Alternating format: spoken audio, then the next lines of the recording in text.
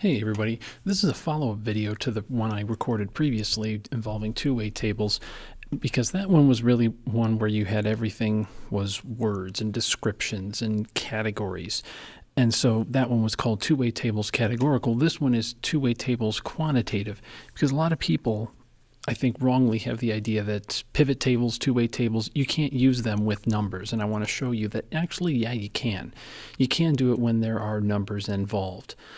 And so there's two ways you can do this. So what I've got here is I've got a list of board games that I own, and I've got their average rating, number of people that own them, the fewest, the most number of players, the playing time, and the year published. And with the exception of the title, everything else is numbers. So how can we make a pivot table out of this?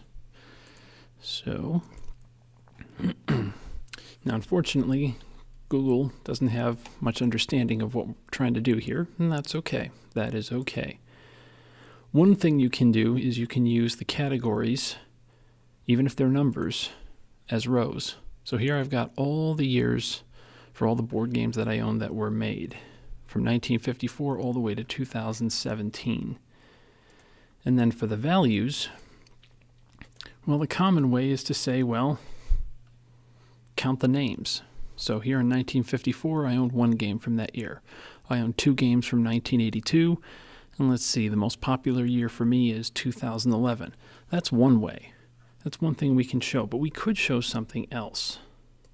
And this is where you can get into a little bit more numerical and quantitative approach.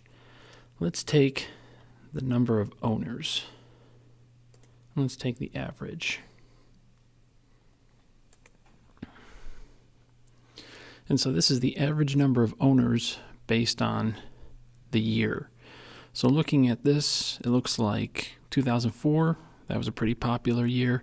2008, 2010. So it seems games from those years that I own were very, very popular. Now if I want to change it to sum, then it's just going to add up all the games based on the number of people that own it. Now what will happen is, in those years where I just have one game, the numbers aren't going to show up very well, and that's okay.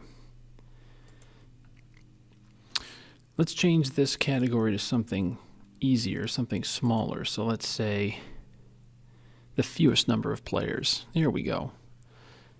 0, 1, 2, 3, 4.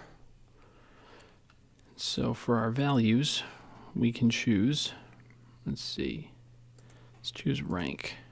And let's average that out. So games with 1 or 2, they get pretty average, but games with 3 or 4, they actually tend to have a lower rank, which is actually better. A lower ranking means you're closer to 1.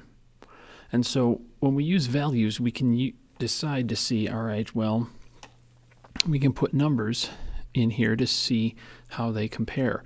And not only can you compare average, but let's try a different number, like standard deviation. And so here the ranks are much more spread out for games that only play 1 to 2, whereas games with 3 or 4, their rankings aren't as spread out. They're much more concentrated together. So I just wanted to show you this, that you can actually use numbers in a two-way table. So I hope this helps. If you have any further questions, leave them in the comments.